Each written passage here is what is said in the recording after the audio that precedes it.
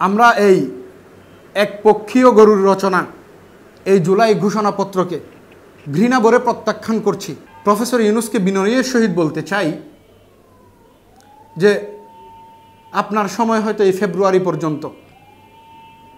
আপনি মনে করেছেন যে আলেম উলামাদেরকে জুলাই আন্দোলন বা জুলাই ঘোষণা থেকে মাইনাস করে দিলে বোধহয় এদেশের মানুষ তাদের এই অবদানকে ভুলে যাবে।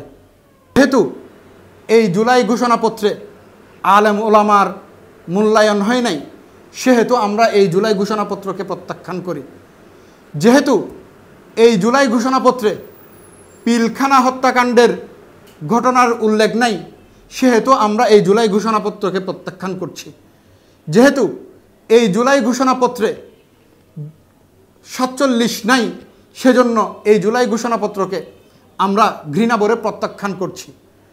সর্বোপরি বলি যে জুলাই ঘোষণাপত্রের মধ্যে কুরআন তিলাওয়াত নাই, সেই জুলাই ঘোষণাপত্রকে আমরা ঘৃণা ভরেই প্রত্যাখ্যান করি। আলা রাসূলিল কারীম, আম্মা বাদ। ক্বালা রাসূলুল্লাহি সাল্লাল্লাহু আলাইহি ওয়াসাল্লাম, ইন্নাল উলামা ওয়ারাসাতুল আম্বিয়া, আও কামা ক্বালা আলাইহিস সালাতু ওয়াসসালাম। আজকে অত্যন্ত দুঃখ এবং ভারাক্রান্ত মন নিয়ে হাটহাজারী উলামা মিডিয়ার সম্মুখে আমরা এই মিডিয়ার দ্বারস্থ হয়েছি এই কারণে যে আপনারা দেখেছেন গত কয়েকদিন আগে বাঙালি জাতির অপেক্ষার প্রহর শেষ হয়ে জুলাই ঘোষণাপত্র পাঠ করা হলো। এখানে সকলের প্রত্যাশা ছিল যে প্রত্যেকের ত্যাগ অবদানকে স্বীকার করে এই ঘোষণাপত্রটি একটি সার্বজনীন এবং প্রত্যেকের কাছে গ্রহণযোগ্য একটি ঘোষণাপত্র হবে। কিন্তু অত্যন্ত দুঃখ এবং পরিতাপের বিষয় হচ্ছে এখানে তা করা হয়নি।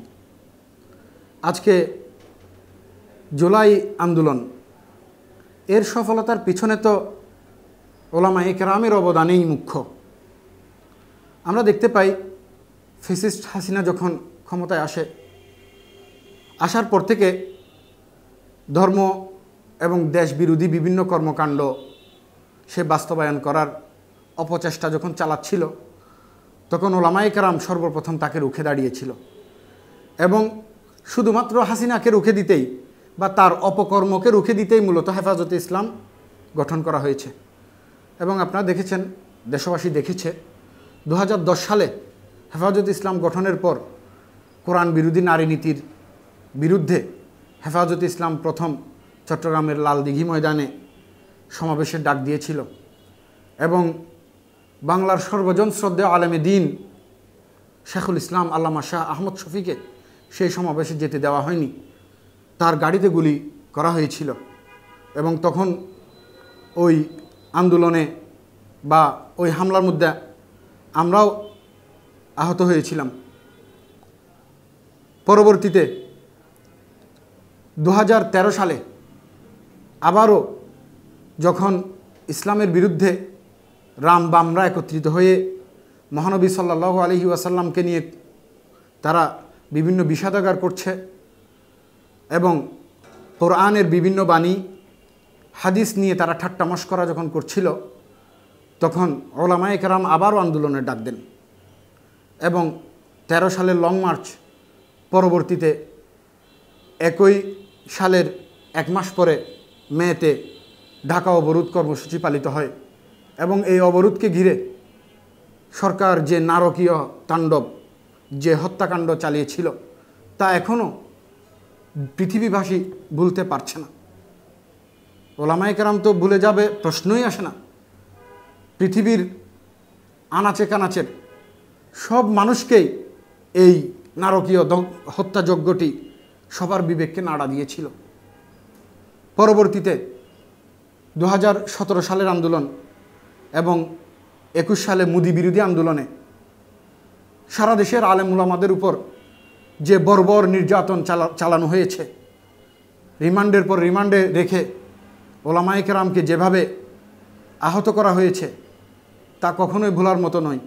এবং যাদেরকে জেলবন্দি করতে পারেনি তাদেরকে ঘর ছাড়া বাড়ি ছাড়া করেছিল।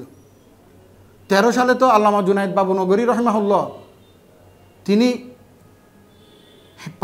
নিজের পায়ে হেঁটে মঞ্চে উঠেছেন, দাঁড়িয়ে বক্তব্য রেখেছেন, কিন্তু সেই 5ই মে রাতের পর থেকে তিনি 22 দিনের তার রিমান্ডে অপরিসীম নির্যাতনের ফলে তিনি আর কখনো নিজের পায়ে দাঁড়াতে পারেননি। একদম সারা জীবন যতদিন বেঁচে ছিলেন হুইল চেয়ার তার নিত্যসঙ্গী হয়ে গিয়েছিল। এই আত্মত্যাগ কাদের জন্য? এই আত্মত্যাগ হচ্ছে এই বাংলাকে ফ্যাসিস্ট মুক্ত করার জন্য। তাই আমি বলি যে আজকের এই জুলাই আন্দোলনের শুরুটা হচ্ছে ওলামায়ে কেরামের মাধ্যমে। আলেমরাই এই ফ্যাসিস্ট হটাও আন্দোলন প্রথমে শুরু করেছেন এবং বছরের পর বছর তারা জেল জুলুম নির্যাতন সহ্য করেছেন। হুলিয়া মাথায় নিয়ে তারা দিনাতিপাত করেছেন। কিন্তু এই এত আত্মত্যাগকে, এত রক্তকে আলেম ওলামার জুলাই ঘোষণার মধ্যে অবমূল্যায়ন করা হবে তা আলেমরা স্বপ্নেও ভাবেনি। প্রফেসর ইউনূস সাহেব এই তার জুলাই ঘোষণাপত্র পাঠের মধ্যে যেহেতু এবং সেহেতু, যেহেতু শব্দটা কমপক্ষে 100বার বলেছেন। এই যেহেতুর মধ্যে একবারও কি 13 সাল আসতে পারতো না? এই যেহেতুর মধ্যে একবারও কি পিলখানা হত্যাযজ্ঞের এই নির্মম কাহিনীর কিছুটা হলেও তিনি স্মৃতিচারণ করতে পারতেন না? এই যেহেতুর মধ্যে 47-এর এই সারা পাক ভারত উপমহাদেশের মানুষের আত্মত্যাগ, এই ব্যাপারগুলো কি আসতে পারতো না?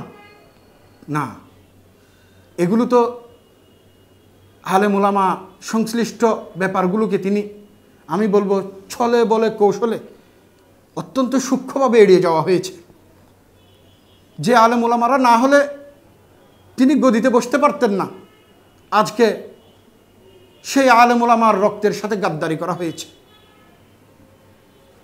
জুলাই ঘোষণার মতো এত বড় একটা কর্মসূচি পালন করা হচ্ছে। প্রথমে কি করা হলো যে রবীন্দ্রসঙ্গীত, আরে যে লোকটা বাংলাদেশ বিরোধী তার রচিত একটি সঙ্গীতকে, এই সঙ্গীত দিয়ে তিনি এই অনুষ্ঠানটা শুরু করলেন এবং এই সঙ্গীতটা তো ইসলামের সাথেও সাংঘর্ষিক। তিনি ওই অনুষ্ঠানটা শুরু করেছেন রবীন্দ্রনাথের বাংলাদেশ বিরোধী একজন মানুষের গান দিয়ে। পরবর্তীতে যে জুলাই আন্দোলনে যারা শহীদ হয়েছেন তাদের জন্য চাইলে তো তিনি একটা কোরআন তিলাওয়াত তিনি সেখানে করাতে পারতেন, তিনি সেটা করেননি। তিনি চুপ থাকার কর্মসূচি, 1 মিনিট নীরবতার, 2 মিনিট নীরবতার কর্মসূচি দিয়েছেন। আরে এটা তো বুবা শয়তানের কাজ। মানুষ চুপচাপ করে বসে থাকবে, দাঁড়িয়ে থাকবে কেন? এই 1 মিনিটে সূরা ফাতিহা পড়া যেত না? সবাই চুপচাপ করে থাকাতে শহীদরা কি পেয়েছে? চাইলে তিনি এই সময়টাতে কোরআন তিলাওয়াত দিয়ে এই অনুষ্ঠানটা তিনি শুরু করতে পারতেন, কিন্তু তিনি তা করেননি। আমি বলবো না যে এই ব্যাপারগুলো ভুলে হয়েছে, এটা কোনোভাবেই ভুলে হয়নি। এগুলো ইসলাম এবং আলেম ওলামাকে মাইনাস করার পায়তারাই বটে। আমি প্রফেসর ইউনূসকে বিনয়ের সহিত বলতে চাই যে আপনার সময় হয়তো এই ফেব্রুয়ারি পর্যন্ত। আপনি মনে করেছেন যে আলেম ওলামাদেরকে জুলাই আন্দোলন বা জুলাই ঘোষণা থেকে মাইনাস করে দিলে বোধহয় এদেশের মানুষ তাদের এই অবদানকে ভুলে যাবে। এটা বাংলাদেশের একটা পাগলও বিশ্বাস করবে না।